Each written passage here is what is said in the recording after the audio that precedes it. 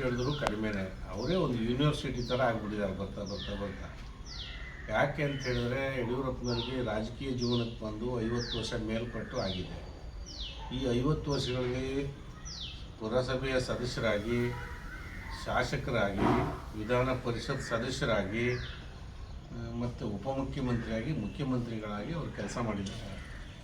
ಈ ಮುಖ್ಯಮಂತ್ರಿ ಅನ್ನೋಕ್ಕಿಂತ ಮೊದಲೇ ಹೋರಾಟದ ಮೂಲಕ ಬದುಕನ್ನು ರೂಪಿಸ್ಕೊಳ್ತಾ ಬಂದರು. ಅನ್ಯಾಯ ವಿರುದ್ಧ ಪ್ರತಿಭಟಿಸ್ತಾ ಬಂದರು. ರೈತರ ಪರವಾಗಿ ಧ್ವನಿ ಎತ್ತಾ ಬಂದರು. ಆ ಮೂಲಕ ಬಿ ಜೆ ಪಿಯಲ್ಲಿ ಗುರುತಿಸ್ಕೊಂಡ್ರು. ಆಮೇಲೆ ಬಿ ಜೆ ಪಿ ಯಡಿಯೂರಪ್ಪನ ಮೂಲಕ ಬಿ ಜೆ ಪಿ ಗುರುತಿಸ್ಕೊಳ್ತಕ್ಕಂಥ ಒಂದು ಹೋರಾಟವನ್ನು ಅವ್ರು ರೂಪಿಸಿದರು. ಹೀಗೆ Yediyurappa B J P Yediyurappa ಆಗಿದೆ. ಹೀಗೆ ಹೋರಾಟ ಮಾಡಿ ಅಧಿಕಾರವನ್ನು ಹಿಡಿದ್ರು. ಅಧಿಕಾರ ಹಿಡಿದಾಗ ಏನು ಮಾಡಿದ್ರು ಅದು ಭಾಳ ಮುಖ್ಯ ಜೀವನದಲ್ಲಿ. ಇವರು ಅಧಿಕಾರ ಬಂದಾಗ ಏನು ಇವರು ಹೋರಾಟ ಮಾಡಿದರು, ಬಡವರ ಕಾರ್ಯಕ್ರಮಗಳು, ಶೋಷಿತರ ಕಾರ್ಯಕ್ರಮಗಳು, ಪೀಡಿತರ ಕಾರ್ಯಕ್ರಮಗಳು, ಹೆಣ್ಣು ಮಕ್ಕಳಿಗೆ ಕಾರ್ಯಕ್ರಮಗಳು, ಇದ್ರ ಬಗ್ಗೆ ಯೋಚನೆ ಮಾಡಿ ಕಾರ್ಯಕ್ರಮಗಳನ್ನು ಕೊಟ್ಟರು.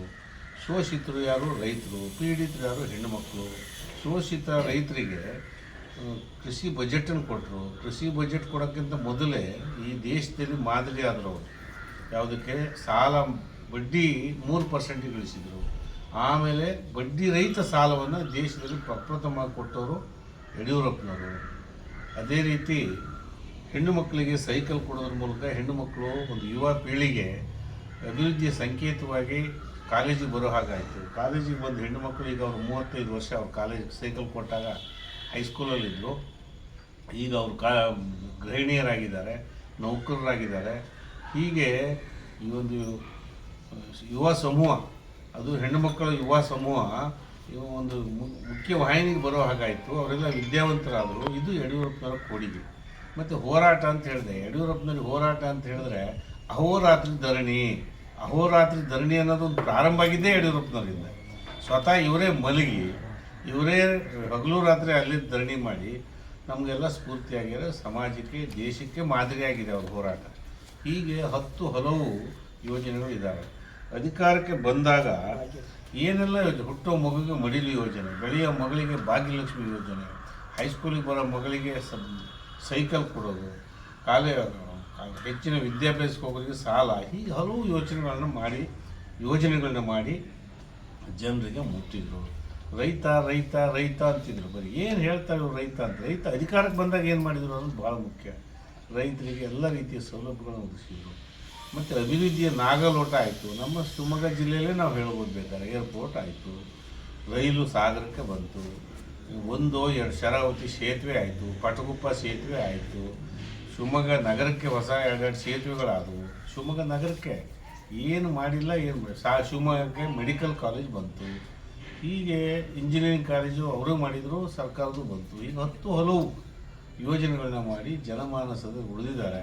ಅದು ಎಲ್ಲಕ್ಕಿಂತ ರಾಜಕೀಯವಾಗಿ ಇದನ್ನು ಹೇಳೋದು ಅಂದರೆ, ಅನೇಕ ಜನಕ್ಕೆ ವಿಳಾಸ ಕೊಟ್ಟರು. ರಾಜಕೀಯವಾಗಿ ನನಗೊಂದು ಸಣ್ಣ ಶಕ್ತಿ ಇರ್ತದೆ, ಅದು ನನ್ನ ಗುರುತಿಸೋರು ಇರಲ್ಲ. ಇವರಿಗೊಂದು ಶಕ್ತಿ ಇದೆ, ನಮ್ಮ ಪಕ್ಕದಲ್ಲಿದ್ದಾರೆ, ಅವ್ರಿಗೊಂದು ಗುರುತಿಸಕ್ಕಂತ ಒಂದು ವಿಳಾಸ ಕೊಡೋದು ಅಂತ ಹೇಳ್ತೇನೆ ನನ್ನ ಪರಿಭಾಷೆಗೆ.